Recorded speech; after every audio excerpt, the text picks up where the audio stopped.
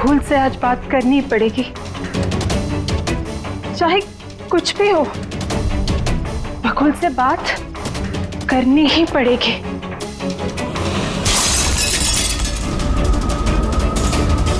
घर में तो कोई नहीं है, ये आवाज कैसे?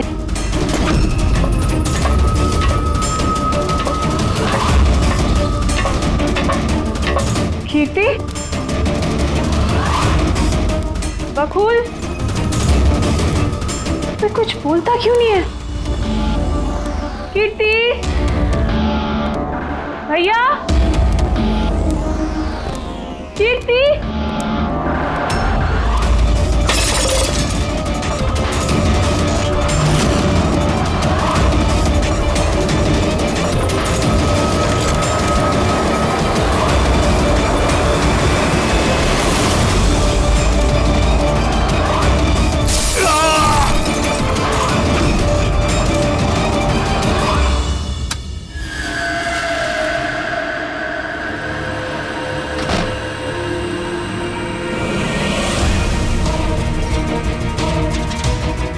भैया का सूटकेस? भैया बैंगलोर नहीं गए क्या?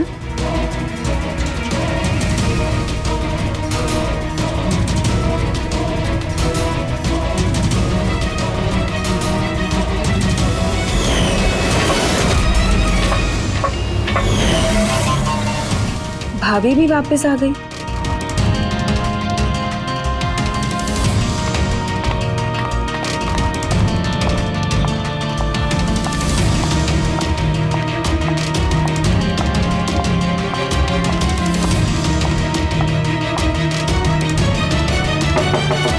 भैया,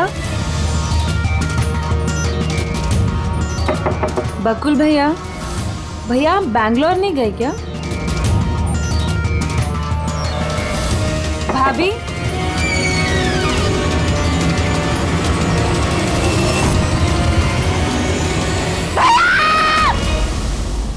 देखो कीर्ति, ये खून का मामला है। एक बार फिर से सोच लो, क्या तुमने जो कुछ भी कहा वो सच है?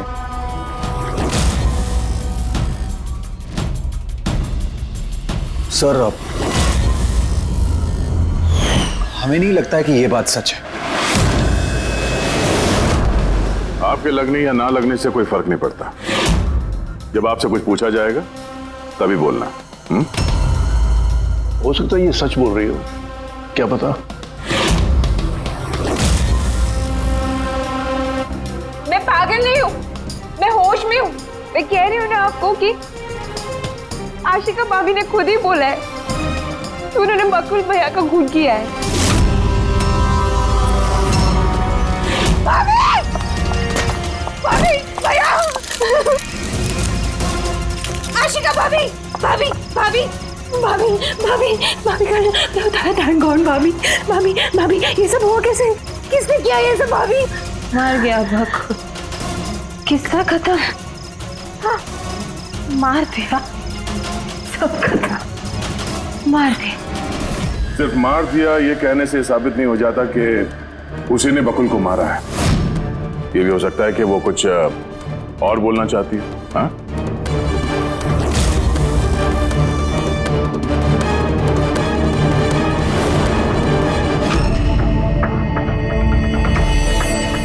एक बात बताओ, जब बकुल का खून हुआ उस वक्त तुम सब लोग कहां पर थे? कहां थे तुम लोग? मैं और नितिन तो एक दोस्त की शादी में खंडाला गए थे। कीर्ति का कॉल आया और हम भागे चले आए। मेरी बिजनेस मीटिंग थी होटल क्रिट्स में, वहाँ एक क्लाइंट के साथ डिनर था। जैसे ही नितिन का फोन आया तो मैं यहाँ पर चला आया। और आप कीर्ति, आप कहाँ थी? मैं बाहर गई हुई थी। कीर्ति बाहर गई थी, चाचा जी क्लाइंट के साथ मीटिंग में थे और आप दोनों खंडाला गए थे। उस वक्त बकुल और आशिका घर में अकेली थी, है ना? बकुल भैया भी बैंगलोर जाने वाले थे, उनकी 11 बजे की फ्लाइट थी और आशिका भाभी तो पार्टी में गई थी। आप सब घर में नहीं थे तो फिर बैंगलोर जाने वाला बकुल वापस क्यों आया घर पे? और ये आशिका, वो पार्टी से वापस क्यों आई? तो वो आप जाकर आशिका भाभी से पूछिए ना कि वो इतनी जल्दी वापस क्यों आ गई। वो तो घर पे ये बोलकर गई थी ना कि वो सुबह वापस आएंगी। वो तो हम पूछेंगे उससे। फिलहाल आप बताइए, आप कहाँ गई थी बाहर? मेरी मदर बांद्रा रहती है, उनको अचानक फूड पॉइजनिंग हुआ था, मैं उनके पास ही गई थी और फिर वहीं से मैं आई। वाह, हर एक के पास एक्सप्लेनेशन है कि बकुल के खून के वक्त मैं यहां था, मैं वहां थी, मैं वहां गया था। सबके पास एक्सप्लेनेशन है, लेकिन आप सब लोग एक बात अच्छी तरह से याद रखना, हम सीआईडी वालों से सच ज्यादा देर तक छुपता नहीं, सामने आकर ही रहता है।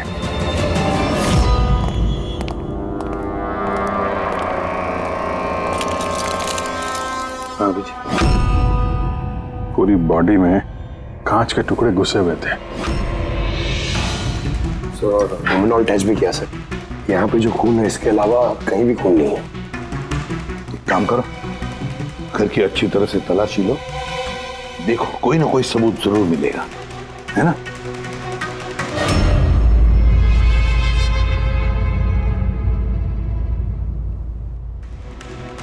ये बता। सर इनका कहना है कि इन्हें कुछ भी याद नहीं। कुछ भी याद नहीं? आशिका, तुम्हें याद आ रहा है तुमने कीर्ति को होश में आने के बाद कुछ बताया था? याद करो। मुझे कुछ याद नहीं आ रहा। याद करने की कोशिश करो। कीर्ति कह रही थी कि बकुल का खून तुमने किया, ऐसा तुमने खुद उसको बताया। कीर्ति इल्जाम लगा रही है मेरे पे। बकुल को मैंने नहीं मारा।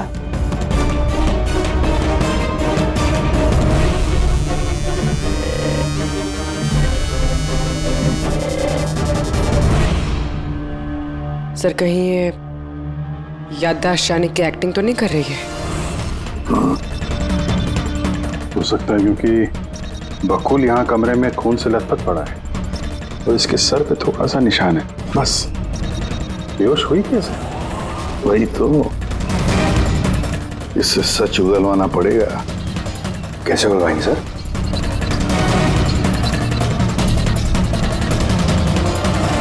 सच उगलवाएंगे नार्को टेस्ट से।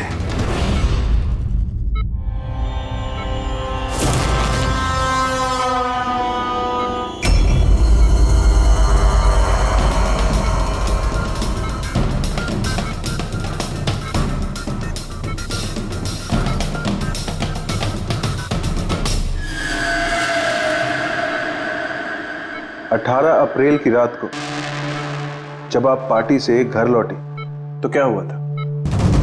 मैं घर में घुसी, बकुल चिल्ला रहा है। फिर क्या हुआ? फिर मैं रूम में गई देखने के लिए। क्या देखा आपने? मैंने देखा कि जैसे ही मैं अंदर गई तो मैंने देखा बकुल वहाँ पे है, उसके पीठ से खून निकल रहा था। मैंने वहीं पर एक लड़की की लाश पड़ी हुई देखी। मुझे गुस्सा आया और मैंने वहां पड़ा एक कांच को उठाया।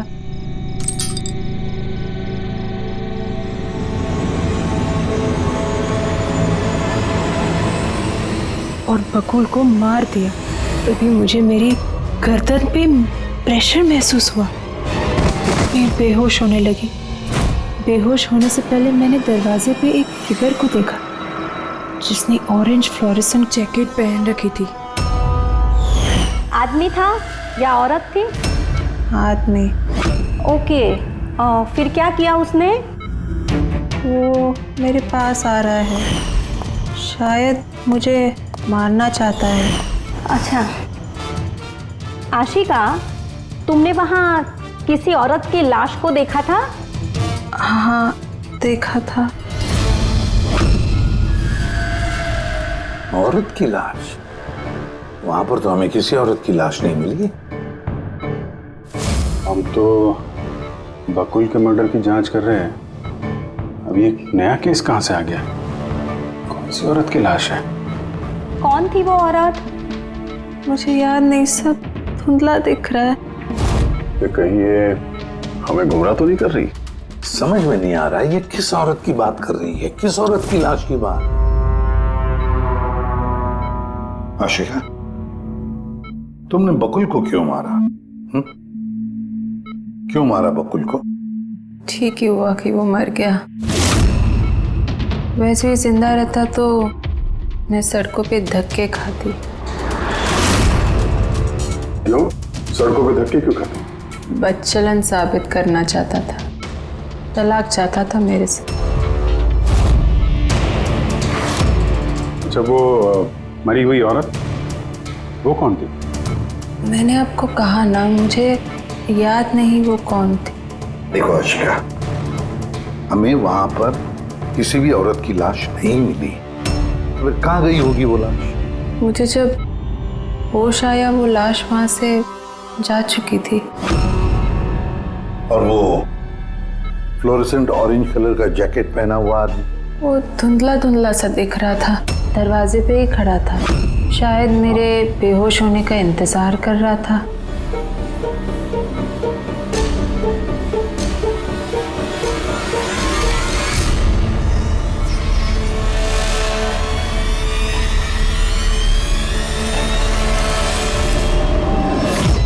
अभी तो आशिका वही बोल रही है जो उसे अच्छा लगता है, मगर टेस्ट में उसने सब कुछ सच सच बोला है। Thank you sir. अगर इसने नार्को टेस्ट में सच बोला है तो हमें उस मरी हुई औरत के बारे में पता करना पड़ेगा। लगता है क्राइम सीन पर दोबारा जाना पड़ेगा।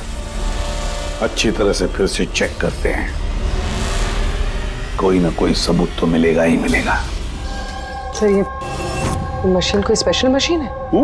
ये मशीन छोटे से छोटा सबूत ढूंढने में भी सक्षम है, जैसे कि माइक्रोब्स जो अक्सर धूल में मिल जाते हैं। और ये जो मशीन है ना, ये इस कमरे में छोटा से छोटा जो डस्ट पार्टिकल होगा ना, छोटे से छोटा, उससे उस जैकेट वाले आदमी का पता बता देगी जो इस कमरे में मौजूद था। बहुत बढ़िया।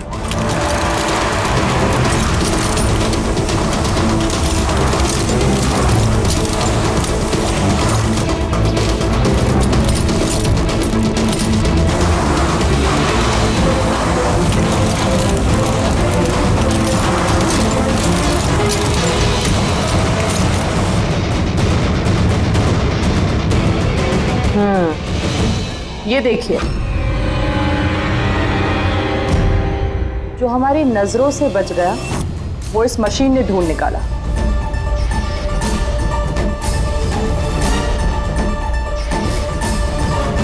ये तो कोई नाखून लगता है। वो भी नेल पेंट लगा हुआ, डेफिनेटली कोई औरत का है। मगर सर यहाँ कैसे? शायद भागा दौड़ी हाथापाई में किसी चीज से ठोकर लगी होगी और नाखून यहाँ पे रह गया। घर वालों का पता करो, इनमें से तो किसी का नहीं।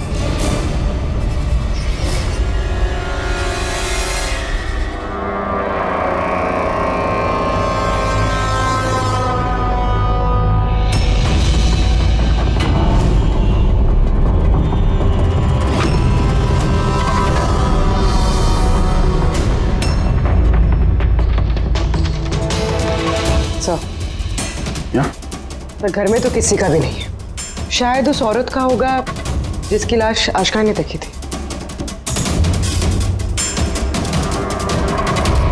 लगता तो ऐसा ही है।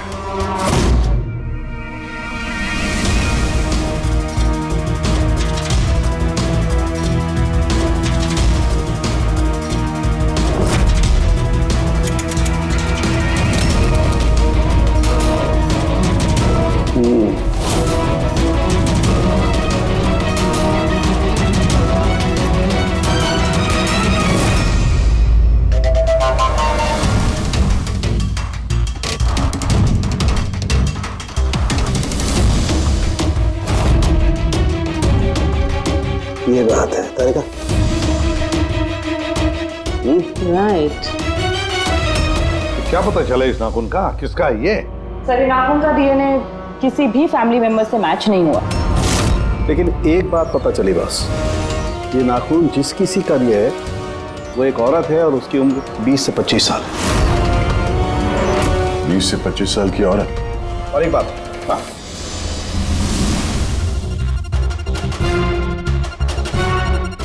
ये जो बारीक बारीक सफेद सफेद कण देख रहे हो ना, ये high percentage of high and है। नाखून में से नहीं। कोई औरत ड्रग एडिक्ट भी है? हाँ, घर परिवार की नहीं, बाहर की है। सर, कोई बाहर वाली वहां पे आई है तो किसी कार, ऑटो, टैक्सी वगैरह ही किया होगा। हाँ, पता लगाना पड़ेगा रिक्शा वालों से, टैक्सी वालों से कि क्या उनमें से किसी ने उसे घर पर छोड़ा है क्या। सर, वो आशिका बता रही थी कोई फ्लोरोसेंट ऑरेंज कलर की जैकेट पहने हुए आदमी था वहां पे। बेहोश होने से पहले मैंने दरवाजे पे एक फिगर को देखा जिसने ऑरेंज फ्लोरेसेंट जैकेट पहन रखी थी। वो कौन है, कहाँ से आया, कहाँ गायब हो गया, उसके बारे में भी पता लगाना पड़ेगा। और सर, जितने ड्रग पेडलर्स हैं उनसे भी पता करना पड़ेगा कि कितनी औरतें ये हाई एंड लेती हैं। अभिजीत, एक काम करो, रिक्शा वालों से, टैक्सी वालों से पता लगाओ क्या किसी ने इस औरत को घर पर छोड़ा था क्या, और मिसिंग पर्सन रिपोर्ट भी चेक करो। बताया जाओ, शहर में जितने भी ड्रग पेडलर्स हैं ना, सबसे जाकर पूछताछ करो। देखो क्या वो किसी ऐसी औरत को जानते हैं जो हाई क्वालिटी इस्तेमाल करती है, और हम जाकर उन घर वालों से मिलते हैं, देखते हैं क्या कर रहे थे, कहाँ गए थे इस हादसे के वक्त।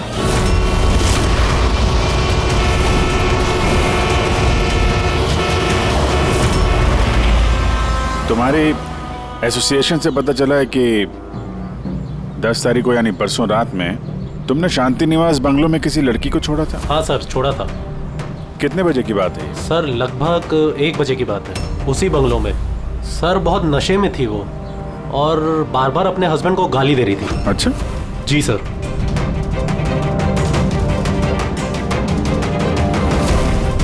ये लड़की थी वो? हाँ सर, यही थी वो।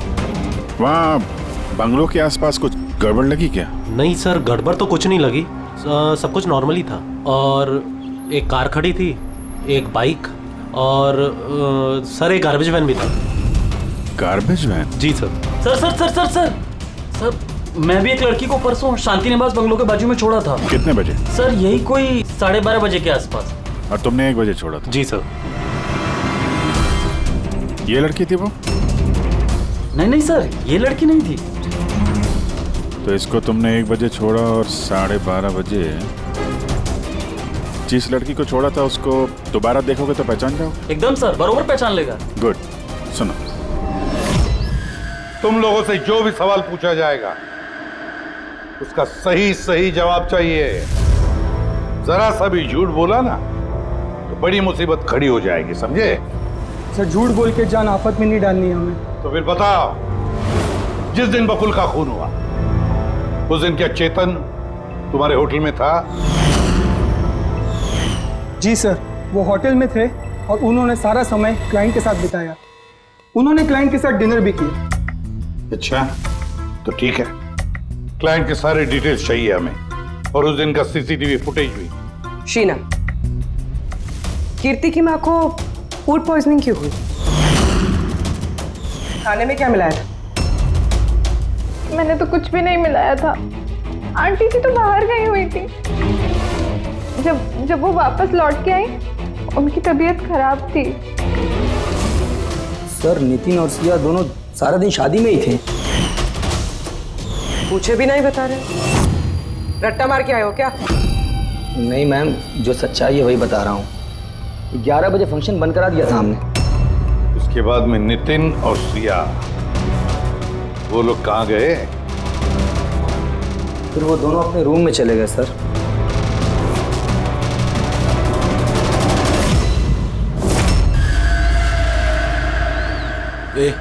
ये माल किधर मिलेगा?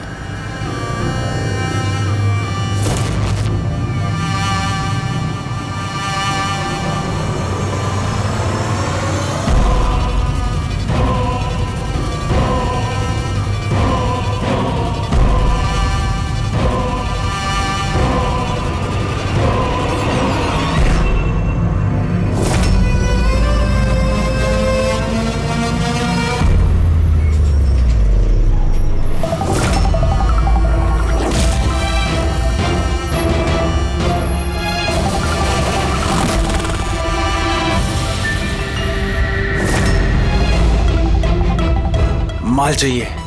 मिलेगा। कितना चाहिए और पेमेंट कैसे करेगा? पेमेंट माल इस्तेमाल करने के बाद। माल इस्तेमाल करने के बाद। भागने के बारे में ना सोचना भी मत। मेरे पास हर एक क्लाइंट की ना कुंडली है, कुंडली, और उस कुंडली में लिखा है कि मेरा क्लाइंट ओवरडोज से मरेगा या मेरी बंदूक की गोली खा के। मगर तेरी कुंडली में लिखा है जेल जाना। उन सब औरतों के फोन नंबर चाहिए हमें जिन्हें तुम ड्रग सप्लाई करते हो। जल्दी लाओ।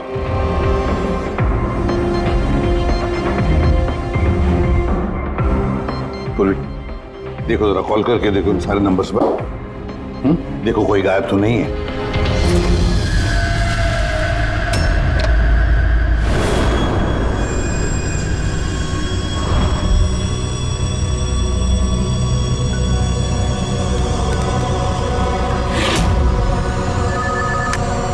हेलो।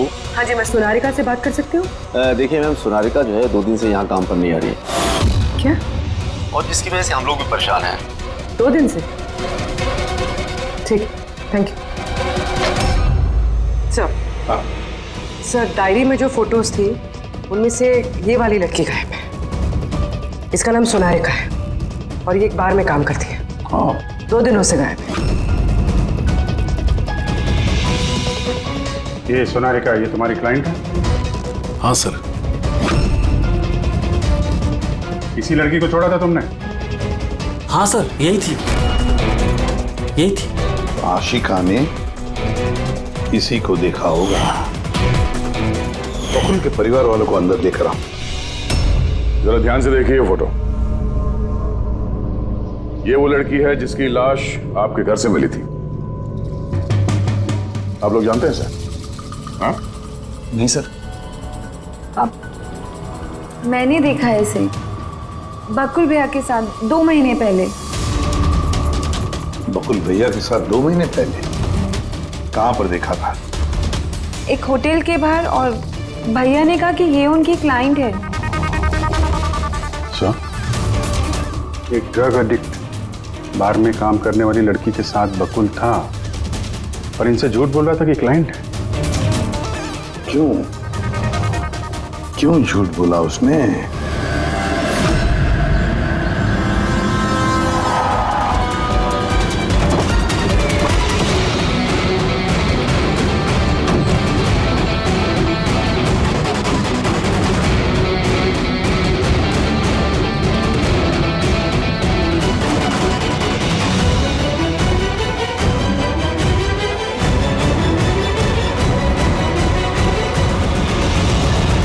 ये सोनारिका यहीं पे काम करती थी ना? जी हाँ, यहीं काम करती है। आप लोग कौन? सीआईडी। सोनारिका का खून हो गया। क्या? इसीलिए वो 2 रात से यहाँ काम पर नहीं आ रही है। हाँ, मगर हमें उसकी लाश नहीं मिली है। और के साथ साथ ये बकुल नाम का आदमी है, इसका भी खून हुआ। हम ये जानना चाहते हैं कि सोनारिका का इस बकुल के साथ क्या संबंध है? संबंध के बारे में तो नहीं पता, लेकिन हाँ, ये आदमी कभी कभी हमारे बारे में सोनारिका को लेने आता था। फिलहाल आपको इसके बारे में ज्यादा जानकारी तेजी ही दे सकती है साहब। ये तेजी कौन है? सर, ये है तेजी। तेजी, सोनारिका तुम्हारी दोस्त थी। ये बताओ कि इस आदमी के साथ सोनारिका का क्या संबंध है? सर, सोनारिका का बकुल के साथ अफेयर चल रहा था। बकुल उसके सारे रईसों वाले खर्चे उठाता था, पर उसको हमेशा बकुल से कुछ ना कुछ शिकायतें रहती थी। कैसी शिकायत रहती थी? वो कहती थी कि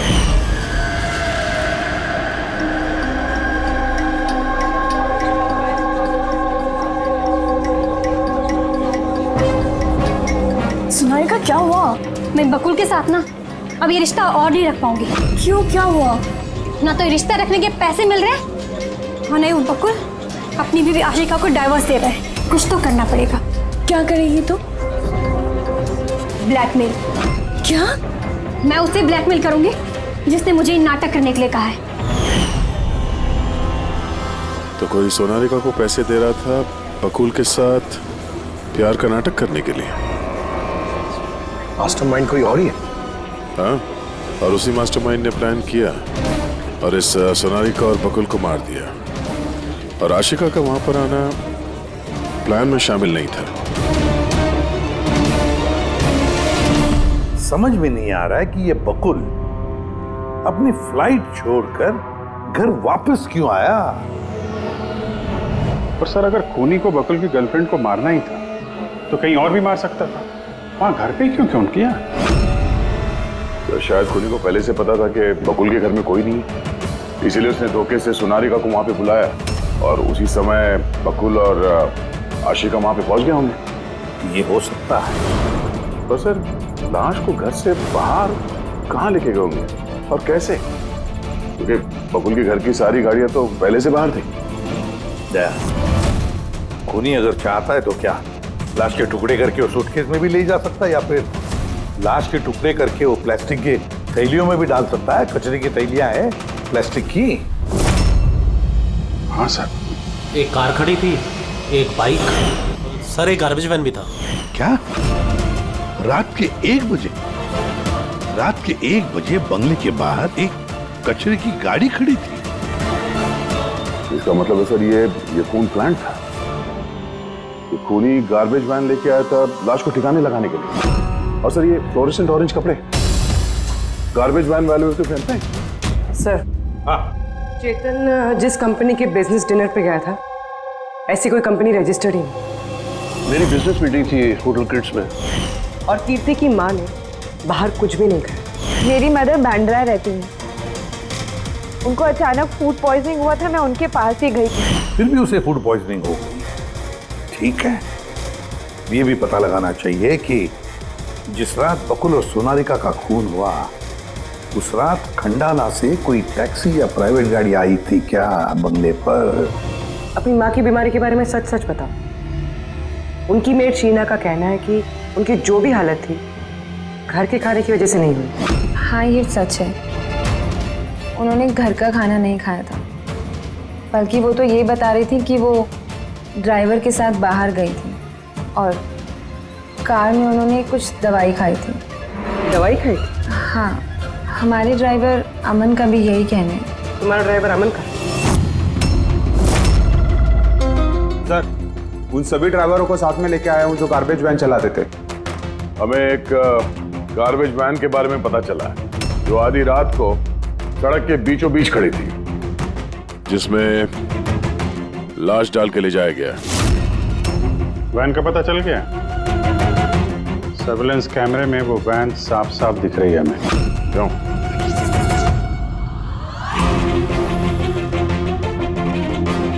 तुम हो ना उस वैन के ड्राइवर? नहीं सर, मुझे कुछ नहीं पता। मेरा भाई लेकर गया था सर उस वैन को। अब वो उसे कहाँ लेकर गया था और क्यों लेकर गया था मुझे कुछ नहीं बताया सर उसने। फोन लगा उसको? जी सर।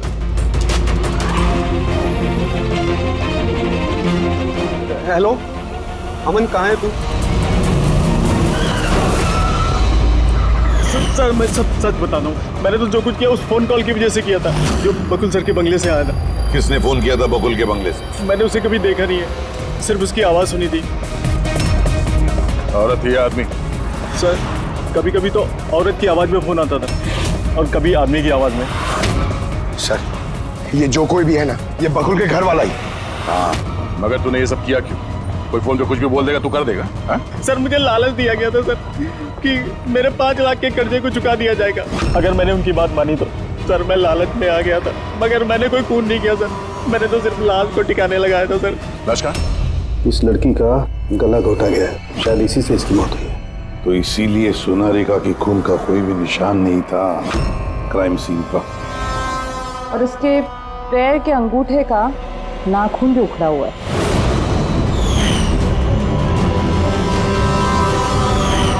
और सर, ये क्या है? ये पीला पीला पार्टिकल? यही तो इस केस की सबसे अहम कड़ी है। चलिए खड़े हो जाइए सर, उठिए। और कितनी पूछताछ करेंगे आप लोग? सब कुछ तो बता दिया हमने। इस बार कोई पूछताछ नहीं होगी, आप सभी का नार्को टेस्ट होगा।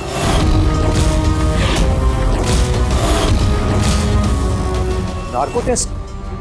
क्यों पर? क्योंकि आप में से कोई है जो सच नहीं बोल रहा है। आपके पास कोर्ट की परमिशन है इस नार्को टेस्ट के लिए? जी हाँ, परमिशन के बिना हम कुछ नहीं करते।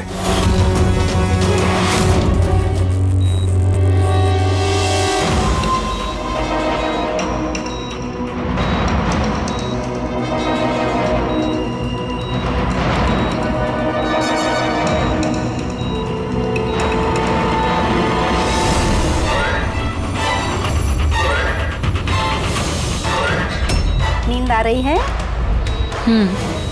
जो मैं आपको बोलूंगी उसका सही सही उत्तर दीजिएगा, ठीक है? सोनारिका को जानती हो? हाँ। बकुल का अफेयर था सोनारिका के साथ, ये भी जानती है आप? हाँ, मुझे दोनों पे शक था। क्या आशिका ने सोनारिका का खून किया है? आशिका जानती नहीं थी सोनारिका को, तो खून कैसे करेगी? अभी आपको नींद आ रही है? हाँ। सोनारिका को जानते हो? नहीं।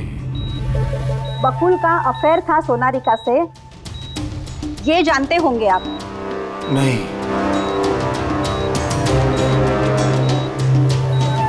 क्या आशिका ने सोनारिका का खून किया है?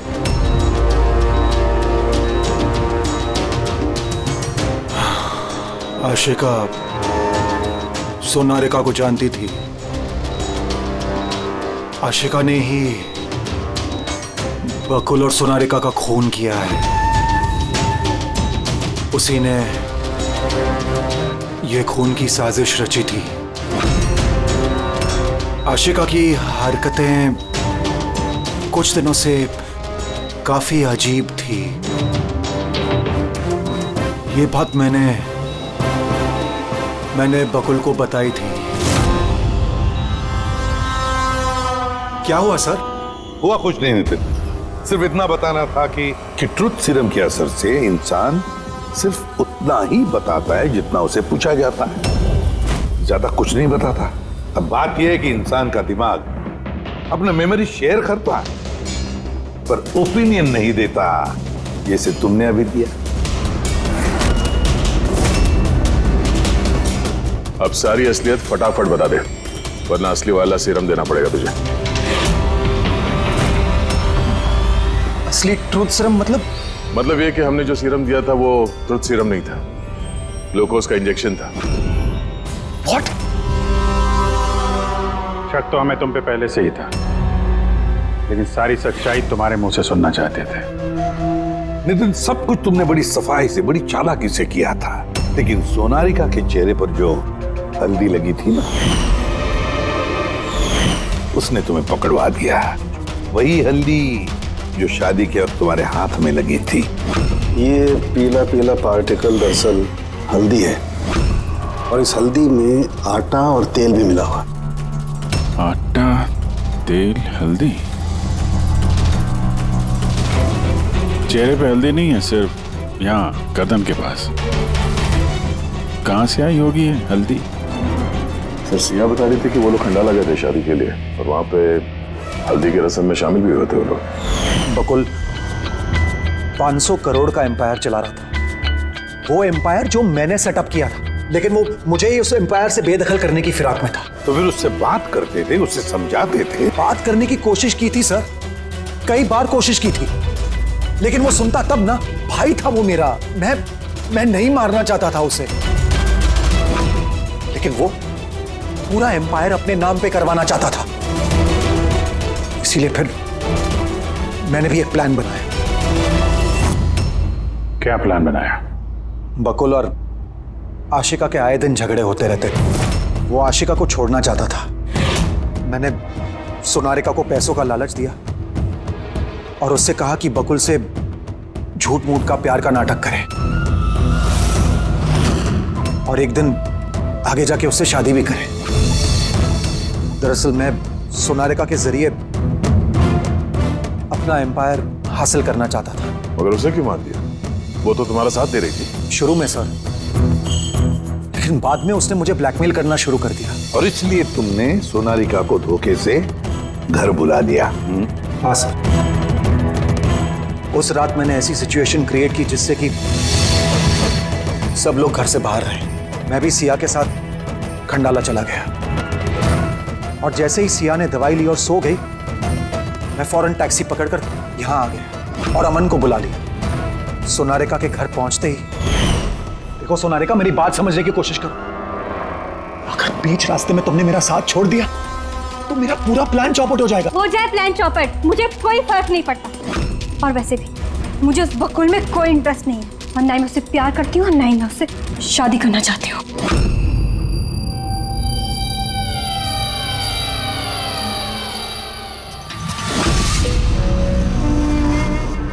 देखो, अगर तुमने मेरा साथ नहीं दिया तो बहुत पछताओगी, बता रहा हूं मैं। धमकी दे रहे हो तुम मुझे? धमकी दे रहे हो तुम मुझे? हाँ? ऐसा ही समझ लो।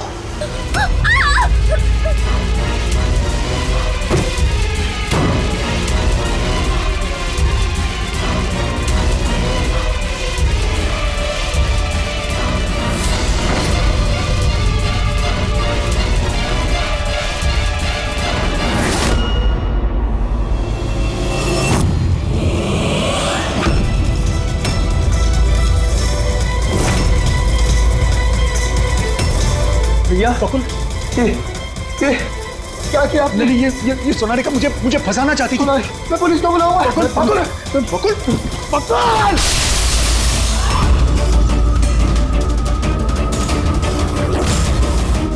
बकुल!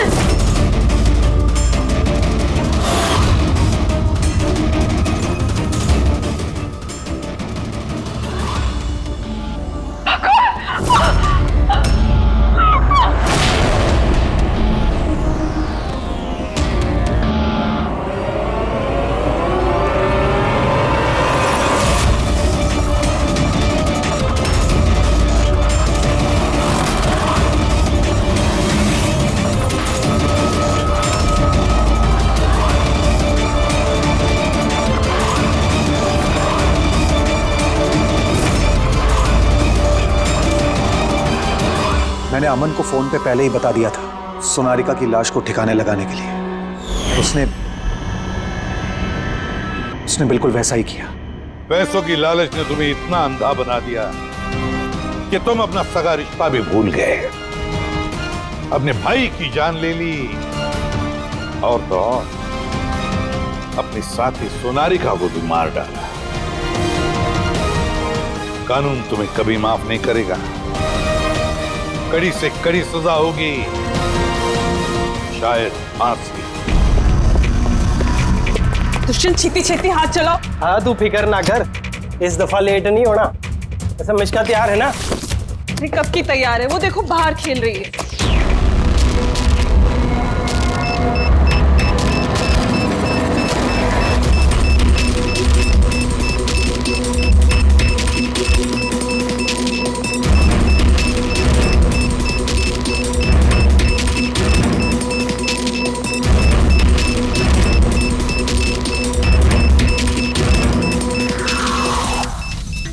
वाकई में इस बार का धमाका ऐसा होगा जिसकी गूंज सदियों तक याद रखी जाएगी। हम सही सलामत निकल तो जाएंगे ना यहाँ से? अरे 100%। वैसे भी हम पे किसी का शक नहीं है, और जब तक हम यहाँ से निकलेंगे तब तक तो इस घर का और यहाँ का नामो निशान मिटा चुके होंगे।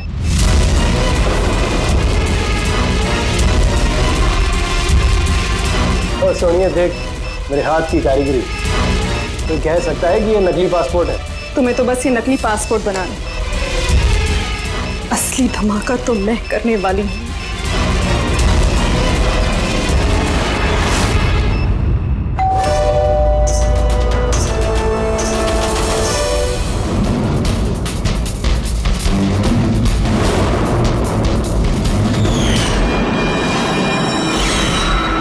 मैं एजेंट वाली, इंटेलिजेंस डिपार्टमेंट से। मैंने ही आपको फोन किया था। थैंक गॉड आप लोग आ गए सब। मेरे पास ज्यादा टाइम नहीं है। हमारे 2 जासूस मोनिका और दुष्यंत सिलेंडर फटने की वजह से मारे जा चुके हैं, और ये कोई हादसा नहीं है सब, ये एक साजिश है। बस अब ये मोनिका की भतीजी मिश्का ही बची है, और सर इसकी भी जान खतरे में है। आपको कैसे मालूम पड़ा ब्लास्ट के बारे में? सर दुष्यंत ने मिश्का को बोला था कि अगर कोई भी प्रॉब्लम हो या उन दोनों को कुछ हो जाए तो वो मुझे फ़ोन करके बुला ले। और जैसे ही मुझे मिश्का का फ़ोन आया मैं तुरंत यहाँ पे आ गई। बच्ची को तुम अपने इंटेलिजेंस डिपार्टमेंट में क्यों नहीं रख लिया? और तुम्हारा ये ऑपरेशन, उसका हेड कौन है?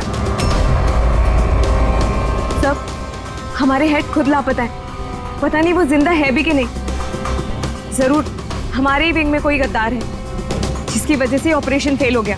कहीं वो गद्दार तुम ही तो नहीं? अरे यहाँ पे बोली बोलने का नाटक कर रही हो। सर, अगर मैं गद्दार होती तो आपको फोन करके यहाँ क्यों बुलाती? हो सकता है वो अभी भी मुझ पे नजर रखे हुए। सर, अब मुझे जाना होगा। कहीं नहीं जाओगी तुम जब तक हमें ये नहीं बता दी कि ये तुम्हारा ऑपरेशन है क्या। टेररिस्टों को फंड करने वाली ऑर्गेनाइजेशन के खिलाफ ही ऑपरेशन था। और मुझे लगता है शायद दुष्यंत और मोनिका को पता चल गया था कि असली क्रिमिनल कौन है, और इससे पहले कि वो मुझे कुछ बताते वो दोनों मारे गए। सर, ये मोनिका और दुष्यंत है। ठीक है, बच्ची को हमारे पास छोड़ दो। लेकिन अगर हमें तुमसे कांटेक्ट करना हो तो कैसे करेंगे? सर, ये गेस्ट हाउस का नंबर है। आपको जब मुझसे बात करनी हो आप बस इतना बोल दीजिएगा कि बसंती से बात करा दीजिए, वो मुझे ही फोन देंगे। ठीक है।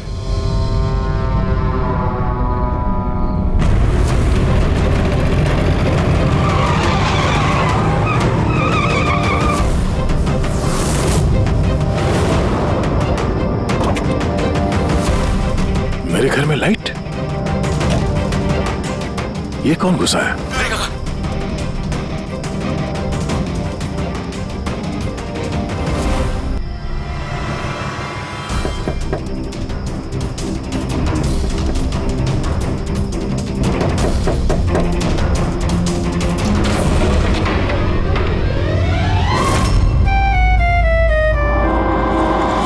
हाथ ऊपर। तुम कौन हो? क्या कर रहे हैं आप? अपनी बीवी पर गोली चलाएंगे? क्या बीवी? मैडम, लगता है आप किसी गलत पते पे आ गई है। ये मेरा घर है, आप घर के अंदर कैसे घुसी? हाँ? नाम क्या आपका? रजनी कुमारी, मिसेज रजनी दया कुमारी। 3 महीने पहले आप ही हमसे ब्याह किए थे वंतूर में, अभी भाग गए, वहाँ से रफू चक्कर हो गए। वंतूर में? तो कहाँ हम झूठ बोलेंगे? हम जैसी शरीफ अच्छे परिवार की लड़की ऐसे किसी पराये मर्द को अपना पति बोलेगी का? क्या कह रहे हैं आप? आप ही ने तो हमको पता दिया था और अपने फोन नंबर भी दिए थे। मैंने दिया था। तो दिमाग खराब है तुम्हारा? शायद तुम जानती नहीं हो कि मैं एक सीआईडी ऑफिसर हूँ। क्या बात है दया, तुम अपनी बीवी पर क्यों चिल्ला रहे हो? अरे सुधांटी, ये मेरी बीवी नहीं है। देखो ना, ये क्या कह रहे हैं? लो बेटा, पानी पी लो। अरे ऐसे कैसे नहीं है वो तुम्हारी बीवी? तुम्हें पता है कितने घंटों से वो तुम्हारे घर के बाहर खड़ी थी। अरे मेरी नजर पड़ गई तो मैंने उसे तुम्हारे घर की डुप्लीकेट चाबी दे दी। मेरे घर की चाबी आप किसी को भी कैसे दे सकती? किसी को? किसी को मतलब कोई अनजान है क्या? तुम्हारी अपनी बीवी है। और शादी कर ली तो छुपा क्यों रहे हो? वैसे अच्छी चॉइस है तुम्हारी। वैसे मुझे लग नहीं रहा था कि आप इस उम्र में भी शादी करोगे। अरे आंटी, मैंने कोई शादी इस उम्र में मतलब क्या? सीआईडी वाले हो, इसका मतलब ये नहीं कि इस बिचारी पर तुम अपना रोब झाड़ो। और चाची जी, अगर ये मुझे गुस्से में डांट देते तो मैं सह लेती, पर ये तो कह रहे हैं कि मैं इनकी पत्नी नहीं।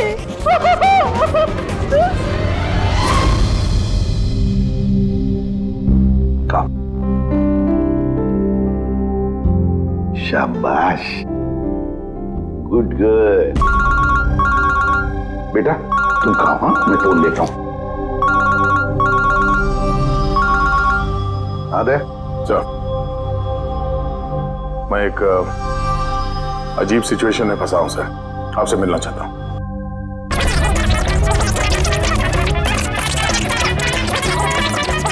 ये मंगलसूत्र की कसम खा के कहते हैं हम आपके अर्धांगी नहीं है, कोनो अपराधी नहीं। आप हमें यहाँ क्यों लेके आए हैं? धर्मपत्नी, बीवी, घरवाली, अर्धांगिनी, बस यार ये शब्द सुन सुन के मेरे कान पक गए। अच्छा, अगर इतनी ही तकलीफ थी आपको इन शब्दों से, तो हमसे शादी काहे की? बताइए सर, हम तो इनसे शादी करना भी नहीं चाहते थे। यही हमारे पास आए थे बच्चे की तरह रोते बिलखते कि रजनी हमसे शादी कर लीजिए, हम आपको बहुत प्यार करते हैं, तुम्हारे बगैर हम रह नहीं पाएंगे, मर जाएंगे, हमसे शादी कर लो। हम आए थे तुम्हारे पास रोते हुए कि हमसे शादी कर लो। हाँ, इतने बुरे दिन नहीं है मेरे भी। एक मिनट दया, एक मिनट। रजनी नाम है तुम्हारा, है ना? तुम्हारे पास सबूत है? कोई सबूत शादी का दया के साथ? वंतूर के वो पंडित जिन्होंने हमारा ब्याह करवाया था, और ये फोटो सर, ये फोटो भी क्या झूठे हैं? सर, अगर इनके दिल का प्यार हमारे गांव की तालाब की तरह भले ही सूख गया हो, तो इन्हें कह दीजिए कि ये हमको डाइवोर्स दे दे, पर ये ना कहे कि हमारी शादी ही नहीं हुई थी। डिवोर्स? जब शादी नहीं हुई तो एक काम करो, वंतूर गांव में फोन लगाओ, वहां पर तुम्हारे पहचान वाले लोग हैं, उन सब से बात करते हैं। स्पीकर फोन ऑन करो, और हाँ, खास करके उस परिवार के साथ जहाँ पर तुम लोग ठहरे हुए थे। करिए सर, करिए। वो सब आए थे हमारे ब्याह में, हलवा पूरी भी खा के गए थे। हलवा पूरी? हाँ।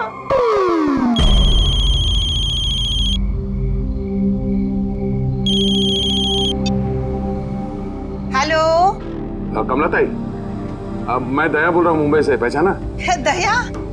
क्या बेटा, पहचानूंगी कैसे नहीं? और आज मेरी याद कैसे आई? रजनी ठीक से घर पहुंची कि नहीं? उसे तेरा घर ढूंढने में कोई दिक्कत तो नहीं हुई? कमला ताई, मकान तो मिल गया, पर हमारे पते हो गए नहीं मिले। अरे ये कैसे है? ये हमको भूल गए हैं, ये हमको जानते नहीं है, हमसे कोनो शादी वादी नहीं किए। क्या हो गया दया बेटा? रजनी से कोई गलती तो नहीं हो गई? शिरडे बोल रहे हैं दया। बंद करो।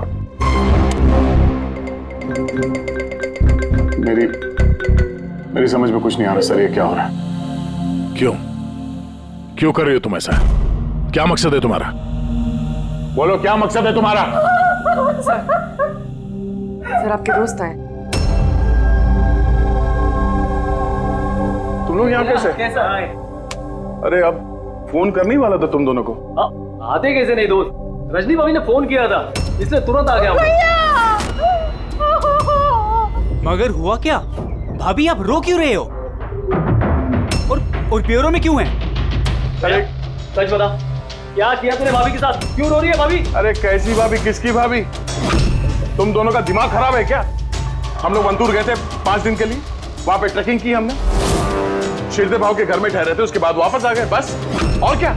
अरे हम झूठ नहीं बोल रहे हैं यार, तेरी शादी हो गई, मेरे पास फोटोज भी है तेरी। देखिए ना भैया, ये कह रहे हैं कि हमको जानते नहीं, ये हमसे शादी नहीं किए, ये हमको भूल गए हैं। देखिए ना, इनका याद दिलाइए। ये देखिए, ये दया, ये रजनी, कमला ताई, शिरदे भाऊ और हम। अरे यार, ये सब झूठी फोटोज बनाना कोई बड़ी बात नहीं है, आजकल कोई भी कर सकता है कंप्यूटर पे। हाँ, तो कंप्यूटर से ही शादी खेल लेते ना, हमारी जिंदगी क्यों बर्बाद किया? बताइए। हम ना आपको कोर्ट लेके जाएंगे। देखिए, हम पढ़े लिखे हैं, हमको कमजोर ना समझिएगा। सर जवाब दीजिए सर। सर जवाब दीजिए, क्या ये बात सच है कि सीनियर इंस्पेक्टर दया अपनी वाइफ के ऊपर अत्याचार कर रहा है? कमाल है, आप लोग बिना सच जाने कुछ भी बोली जा रहे हैं मेरे बारे में। आप लोगों को क्या लगता है, आप लोग सीआईडी में हैं तो क्या अपनी ताकत का गलत फायदा उठाएंगे? देखिए, हम सीआईडी वाले ना किसी पर अन्याय करते हैं, ना मासूम पर अन्याय होने देते हैं, समझे? ये मीडिया वाले कहाँ से आ गए यार? पता नहीं यार, लगता है पड़ोसी ने फोन किया होगा। नमस्ते। नमस्ते। मैं सामंत, समाज सेवक। मेरे होते हुए इस देश की नारी को कभी भी कुछ भी नहीं हो सकता। सर, मैं हूँ दामिनी, महिलाओं के हक की लड़ाई के लिए मैं एक एनजीओ चलाती हूँ। इस बच्चे को हम उसका हक जरूर दिलवाएंगे सर। Yes sir. बट ठीक है सर। ओके। सर सर रुकिए सर, जवाब लेके जाइए।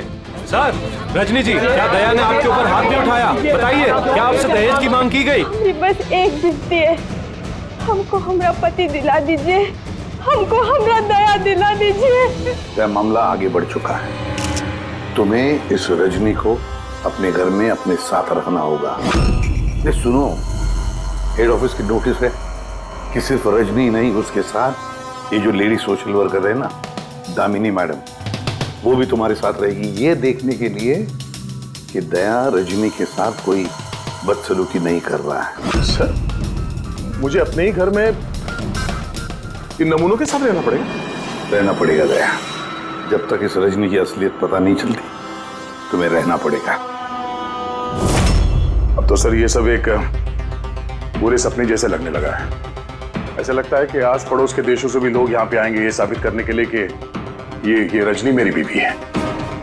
दया, ये जसवंत और मोनिका का खून और फिर ये रजनी तुम्हारी बीवी बनकर तुम्हारे घर में जो जबरदस्ती घुसी है, गड़बड़ है दया, ये बहुत बड़ी गड़बड़ है। ये कोई संजोग हो ही नहीं सकता। और ये कोई बेचारी नहीं है सर। मैंने उसके ऊपर गन तानी थी, उसके चेहरे पे जरा सा भी शिकन या डर नहीं था। सर, ये रजनी भी जरूर कोई मंजे हुई मुजरिम है। जरा वंटूर जाके पता तो लगा ये सारा चक्कर है क्या। और जब भी तुम घर में रहोगे, इस रजनी और दामिनी दोनों के साथ जरा अच्छा बर्ताव करना, तो ये दोनों मिलकर कोई मुसीबत ना खड़ी करते। हाँ सर, अब उसका खेल उसी के साथ खेलूंगा। पूर्वी, जहां पर दुष्यंत और मोनिका का खून हुआ, वहां जाकर देखो जरा अच्छी तरह से। देखो, कोई ना कोई सबूत तो मिलेगा ही मिलेगा। सर, ये एजेंट वानी भी मुझे ठीक नहीं लगती। मुझे तो इस पे भी शक है। कहीं हम इस पे भरोसा करके बहुत बड़ी गलती तो नहीं कर रहे? गेस्ट हाउस में फोन करो, देखते हैं। हेलो, बसंती है? हेलो, मैं बसंती बोल रही हूँ। मैं जानती थी आप सीआईडी वाले मुझे शक के दायरे से इतनी जल्दी बाहर नहीं करेंगे। बस हालचाल पूछने के लिए फोन किया। वैसे मौसम का हाल खराब है बाहर, इसलिए बसंती अभी यही है, और जब जाएगी तब पता कर जाएगी। सर, गेस्ट हाउस में ही है। ठीक है सर, मैं चलता हूँ। देखता हूँ ये रजनी कौन सी नई चाल चलने की तैयारी में। अपडेट देते रहना। सर।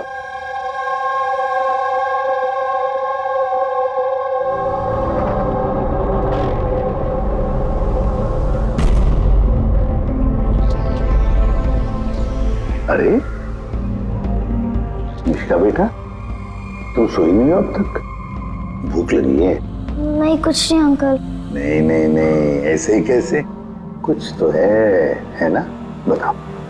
अंकल, वो मम्मी ने कहा है कि अगर मुझे उनकी तरह अच्छी जासूस बनना है तो फिर मुझे हमेशा होशियार रहना चाहिए, सोते हुए भी आँख खुली होनी चाहिए। अरे वाह, ऐसे कहा मम्मी ने? तो फिर चलो, तुम्हें एक सवाल पूछता हूँ, सही जवाब देना। याद करो, जब तुमने वाणी आंटी को फोन किया था तो उससे पहले क्या हुआ था? मैं बाहर खेल रही थी।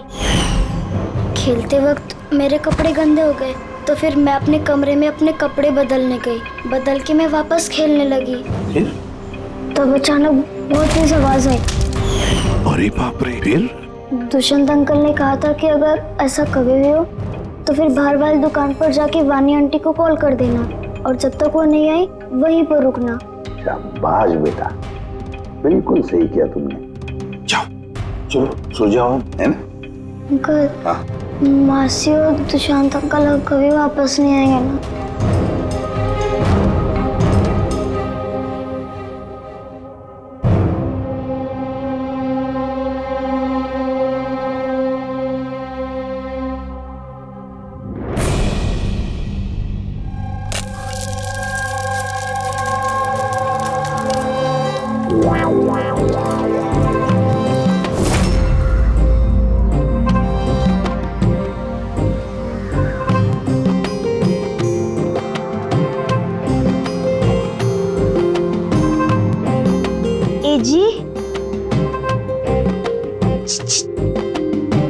पति परमेश्वर।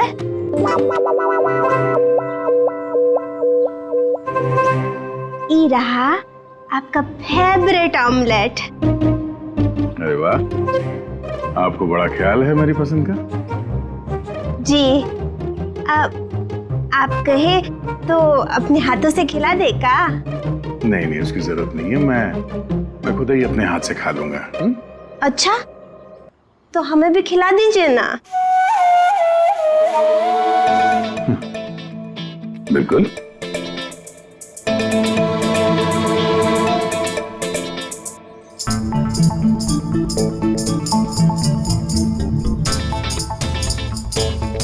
कैसा लगा?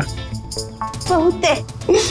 वैसे आज आप इतने प्यार से बात कर रहे हैं जैसे हमारे शादी के दिन किए थे, तो बहुत ही अच्छा लगा हमें।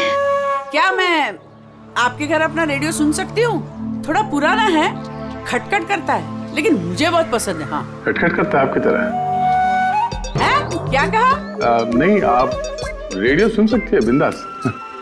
वैसे मैं आज शहर से बाहर जा रहा हूँ एक केस के सिलसिले में, तो मैं कल ही लौटूंगा। वैसे भी दामिनी जी तो है। ठीक है, मैं चलूं? सुनिए ना। बोलिए ना। जल्दी आइएगा और हमको याद जरूर करना। हाँ, सिर्फ आप ही को याद करूंगा। अब मैं चलता हूँ। हाँ, मैं चलता हूँ नहीं बोलते, मैं आता हूँ। ऐसा बोलते हैं? जी। ठीक है, मैं आता हूँ। हाँ, इंस्पेक्टर युवराज।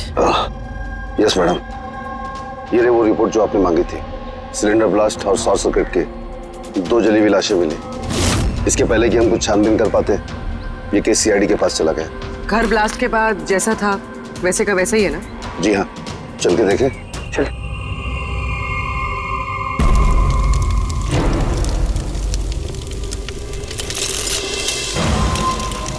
एजेंट वानी को कोई खास इंफॉर्मेशन देना चाहते थे मोनिका और दुष्यंत, मगर इससे पहले वो दे पाते उनकी मौत हो गई। शायद उस इंफॉर्मेशन से जुड़ा कोई सुराग मिल जाए यहाँ पर। देखते हैं।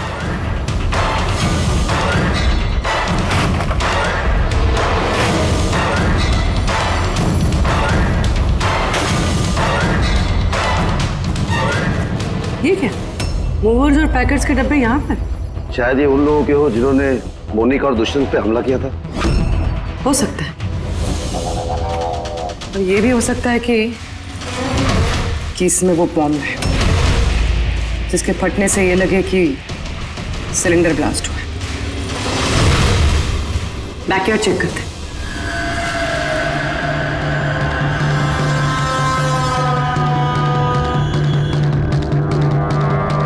यहाँ तो कुछ खास नहीं दिख रहा है। एक मिनट।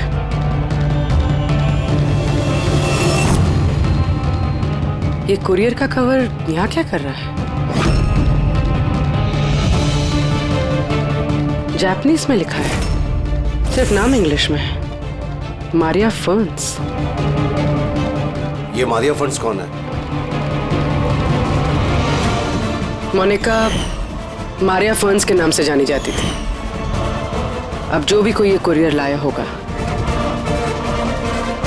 उसका जरूर इस मिशन से कोई ना कोई ताल्लुक तो है। सर, ये दया की शादी की फोटोज ये नकली नहीं सर, एकदम असली है। क्या? कोई गलती तो नहीं हो रही है अभिजीत? नहीं सर, एक्सपर्ट से चेक करवाए हैं, वो बोल रहा है एकदम असली फोटोज है। दया तो कभी झूठ बोलता नहीं है सर, समझ में नहीं आ रहा है। वही तो अभिजीत, लगता है मेरे दिमाग में कुछ समझ में आ रहा है। लगता है किसी ने दया का प्रोस्थेटिक मास्क बनवाकर वो पहनकर इस रजनी के साथ शादी की फोटो खिंचवाए हैं। बड़ा चालाक है ये जो भी है, जानता था कि नकली फोटो पकड़े जाएंगे। सर, कभी किसी भी फोटो में दया का क्लोजअप नहीं है सर, सारी फोटोज दूर दूर से खींची गई। हाँ, अरे रजनी, इसकी असली आईडी क्या है? सर, रजनी कुमारी है। उसका आधार कार्ड, उसका पैन कार्ड, ड्राइविंग लाइसेंस सब चेक किया मैंने सर। ये वंतूर में जन्मी है और सतारा में पढ़ लिखी है। अगर ये बात है तो फिर अभिजीत, इस रजनी का ढोंग प्रूव करना जरा मुश्किल हो जाएगा। शहर में कुछ बड़ा इवेंट वगैरह होने वाला है क्या? सर एक इवेंट है जो आतंकवादियों के काम का है। क्या? एक कॉन्वॉय जा रहा है सर 5 टन सोना लेके रिजर्व से एक बैंक के लिए। तो हो सकता है आतंकवादी को तो अपनी फंडिंग की कमी पूरी करने के लिए इसको लूटने का प्रयास करे। बिल्कुल सही कहा अभिजीत, यही हो सकता है। जिनका भी सिक्योरिटी है इस सोने के ट्रांसपोर्ट में, उनको बता देते हैं, आगाह कर देते हैं उनको, और उनको ये भी कहते हैं कि हमारी नजर रहेगी सोने के लेन देन में। और अभिजीत, मैं चला जाता हूं मिश्का के पास और तुम और दया वंतूर चले जाओ। अच्छी तरह से पूछताछ करो, कुछ ना कुछ तो जरूर हाथ लगने वाला है वहां पर।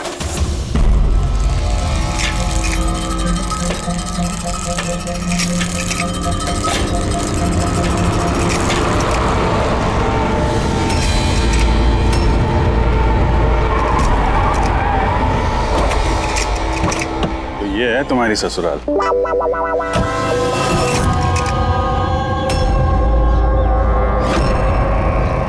भी यार बस मेरी फिर लोगे बस। यार बिना बताए शादी करोगे दोस्तों को तो। कमलाताई नमस्ते। नमस्ते नमस्ते। कैसे आप? मैं ठीक हूँ। रजनी के साथ झगड़ा तो नहीं चल रहा है? आइए आइए दामाद जी बैठिए, क्या लेंगे? रजनी बिटिया ने कुछ बताया नहीं तो हम कुछ इंतजाम करते। नहीं कोई बात नहीं, ठीक है।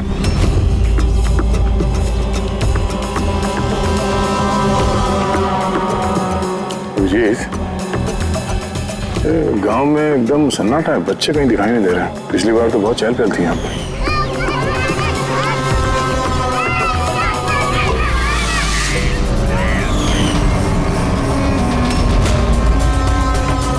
ये लोग कुछ गड़बड़ लग रहे हैं। ये तो वही रिपोर्टर है ना जो ब्यूरो में आया था।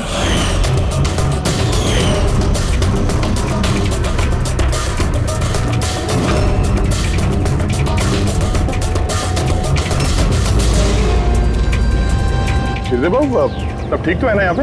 हाँ, सब ठीक ही तो है। नहीं मतलब हम लोग ऐसे ही हाल चाल जानने आए थे तो।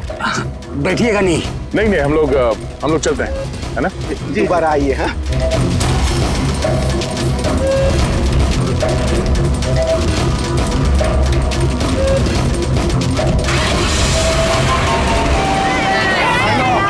चलो अंदर, चलो चलो चलो चलो चलो चप्पल संभाल।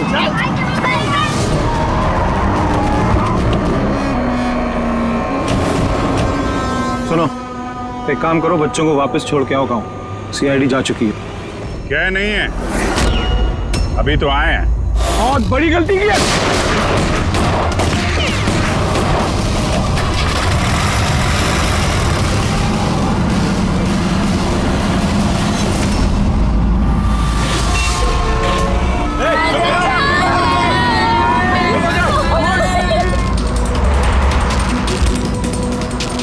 अरे ये क्या सीआईडी ऑफिसर गाड़ी चला रहा है?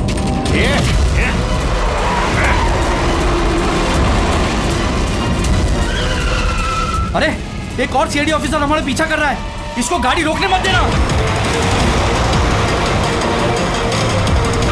तुमको क्या लगा हम लोग अकेले मरेंगे?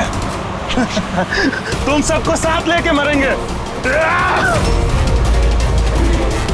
बस रोको, जल्दी सब बाहर निकलो, बच्चों बाहर निकलो जल्दी।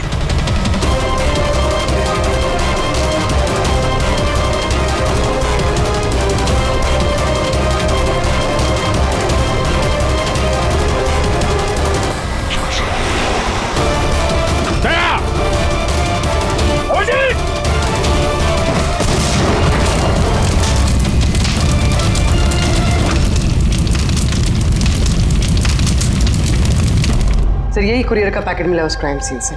इसमें नाम और एड्रेस इंग्लिश में, तो ये जापानीज में कुछ लिखा है। क्या हो सकता है?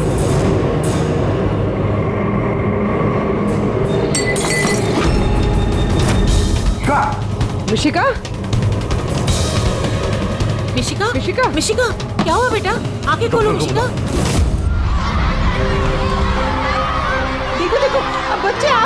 बच्चे आ गए। ये भगवान, तूने हमारी सुन ली। आजा मेरे बच्चे। कैसी है तू? ये सिर्फ 5 टन सोने के लिए ये लोग सुसाइड बॉम्बर बने घूम रहे हैं और खुद को उड़ा भी लिया। देखते हैं क्रिमिनल डेटाबेस से क्या पता चलता है। इनकी इंफॉर्मेशन तो भेज दी है ना वहां पे। वो ना हो ये सब पुराने पापी ही होंगे।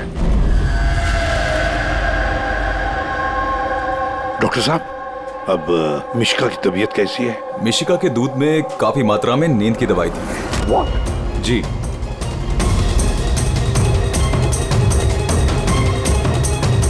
सुना आपने डॉक्टर साहब ने क्या कहा? मिशिका की दूध में नींद की दवाई थी। नींद की दवाई कैसे गई दूध में? किसने मिलाई नींद की दवाई? यही काम करने के लिए रखा है तुम्हें? सर, मैं इस बारे में कुछ नहीं जानती। मैंने ऐसा कुछ नहीं किया।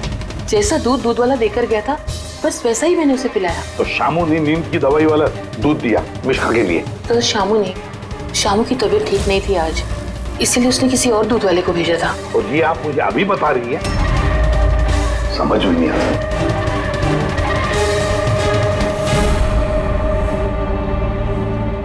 क्यों बेचारी मिशिका की जान के पीछे पड़े ये लोग? क्या बिगाड़ा है इसने इनका? तो शायद वो आदमी रजनी के गैंग का मेंबर होगा। हाँ, पर क्या कनेक्शन हो सकता है मिशिका का इनके साथ? सर, इस सवाल का जवाब उस कुरियर वाले पैकेट में हो सकता है। उसमें जापानीज में कुछ लिखा भी था। ट्रांसलेट करके देखते हैं। हमें माफ कर देना, हम मजबूर थे। कोई बात नहीं, हम लोग समझते हैं। मेरे दोस्तों और पड़ोसियों को भी इसी तरह धमकाया होगा झूठ बोलने के लिए। कुछ तो प्लानिंग होगी। इतना सब कुछ हुआ है तो मकसद भी खास ही होगा। ये इनकी रिपोर्ट आ गई है। ये जो सुसाइड बॉम्बर था, पूरन नाम था। कंडुलाजम आतंकवादी गिरोह के मेंबर हैं ये सब। कुबेर साशा, माजी और ये कोटियाल, इन 3 लोगों को फांसी की सजा हुई है। दिनवारा में ये ब्लास्ट करने के अपराध में। अगले आतंकवादी हमले के लिए ये लोग सोना लूटना चाहते होंगे। मगर ये रजनी के बारे में क्या सोचा? रजनी, उस पर नजर रखने के लिए मैंने पूरे घर में स्पाई कैम लगाए हैं। अलर्ट आया। रजनी किसी से कांटेक्ट कर रही है। डायना बोल रही हूँ। पूरा प्लान तैयार हो चुका है। सोना उसी वैन में पुराली रोड से दोपहर 1 और 2 के बीच में जाएगा। वैन उसी वक्त लूटनी है। और घबराओ मत, सीआईडी को कुछ पता नहीं चलेगा। वो तो यही साबित करने में लगे हैं कि मैं दया की बीवी नहीं। और उनकी एक एक हरकत की मुझे खबर है। उनके सीआईडी ब्यूरो में मैंने छोटा सा बग लगा दिया था। फिर इसमें तो लिखा है कि इस कुरियर में एक लाल रंग की फ्रॉक भेजी गई, नेट वाले। सर, अब इसका क्या कनेक्शन हो सकता है इस केस से? लाल फ्रॉक? पूर्वी, जब वानी मिशिका को हमारे पास लेकर आई थी तब मिशिका ने वैसी फ्रॉक पहनी थी, एक लाल रंग की फ्रॉक, नेट वाली। कोई ना कोई कनेक्शन जरूर है, कोई ना कोई कनेक्शन जरूर है।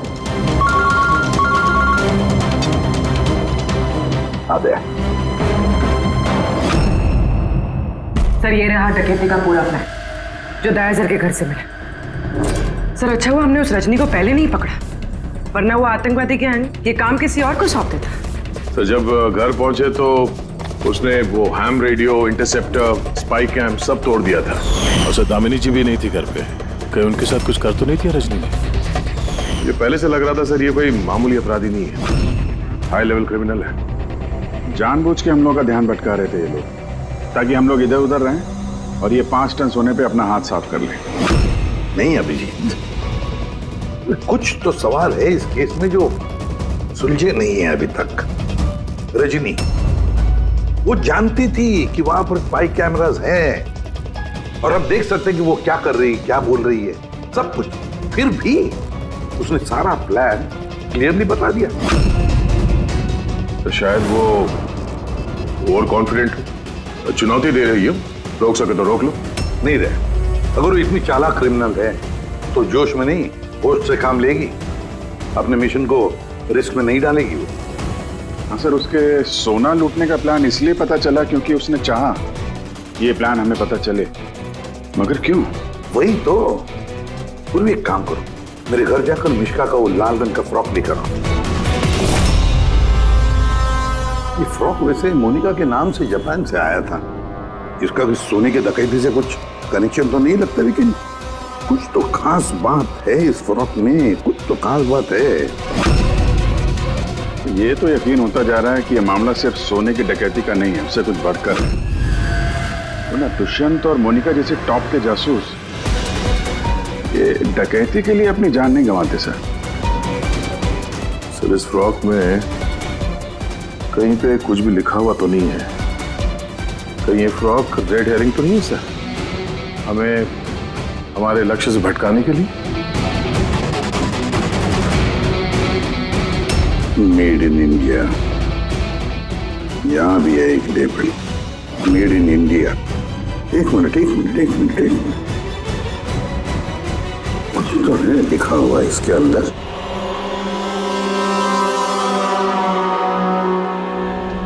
अंदर की तरफ जापानीज में लिखा है और बाहर मेड इन इंडिया। क्या हो सकता है ये जापानीज में? इसे ट्रांसलेट करके देखते हैं। पूर्वी सर, देखो जरा, देखो जापानीज में क्या लिखा है, ट्रांसलेट करके बताओ हिंदी में। सर इसका translation. Oh my God.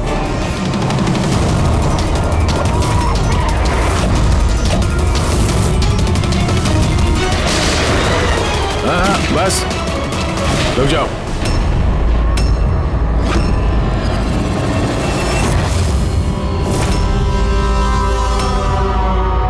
Monika, तुम? हाँ, एजेंट मोनिका। आतंकवादियों के साथ मिलकर देश के साथ गद्दारी करती थी। क्या करूं एसीपी साहब, पर देखिए ना, कितनी शर्म की बात है, मेरे गोल्ड चुराने वाले प्लान में आप लोग नहीं फंस सके। डायना, मुझे तुमसे इतने खराब काम की उम्मीद नहीं थी। तो क्या दुष्यंत भी? कौन? वो मेरा नकली पति? नहीं, वो असल में मर चुका है। ब्लास्ट से कुछ मिनट पहले ही मुझे एक कॉल आया और मैं घर से बाहर भाग गई। सबूत वगैरह मिटाने में हम लोगों को बहुत महारत हासिल है। टॉप की एजेंट हूँ। टॉप की एजेंट? गलतफहमी है तुम्हारी। मुजरिम चाहे एक आम आदमी हो या फिर टॉप की भी एजेंट हो, हमसे कभी नहीं छुप सकता, ना कभी छूट सकता है। मिश्का के लाल कलर के फ्रॉक से सोने का दिखावा और आतंकवादियों की आजादी। मतलब ये डकैती का प्लान ये सिर्फ दिखावा था? ये लोग आतंकवादियों को आजाद कराना चाहते हैं? और उस फ्रॉक के कारण मैं अपनी जान पे खेल के दया की नकली पत्नी होने का नाटक किया, ताकि मैं देख सकूं कि सीआईडी को मिश्का या वानी से कोई सुराग तो नहीं मिला। पर अफसोस, मैं उतनी कामयाब नहीं हो पाई, नहीं तो ये सब झंझट नहीं होता। झंझट की तो कोई बात अब भी नहीं है। हमें फांसी पे लटकाने चले थे, अब देखो यहाँ से निकलने के बाद मैं तुम लोगों के साथ क्या करता हूँ। करोगे तो तब जब यहाँ से सही सलामत निकलोगे। देवर जी, आप ना बहुत ज्यादा बोलते हैं। चलो वैन के अंदर चलो, चलो। और अगर नहीं चले तो जरा पलट कर देखो पीछे।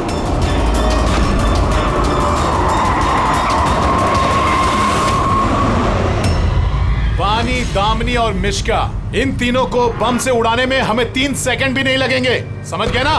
वैन में बैठ जाओ सब लोग, चलो चल दे। अभिजीत, पूर्वी दे।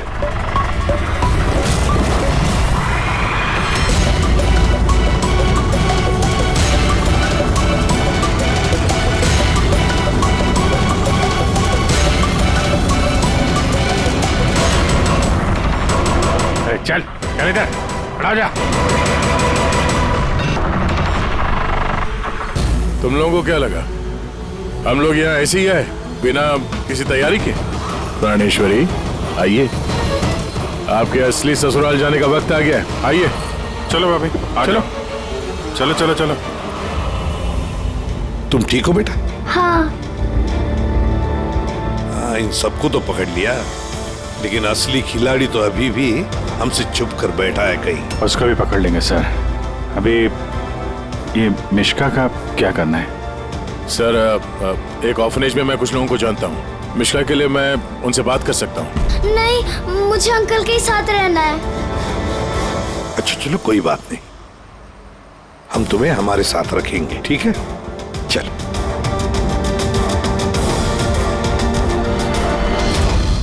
CID के और भी मजेदार और सस्पेंस से जुड़े एपिसोड्स को देखने के लिए हमारे चैनल को सब्सक्राइब करें और बेल आइकॉन दबाना ना भूलें।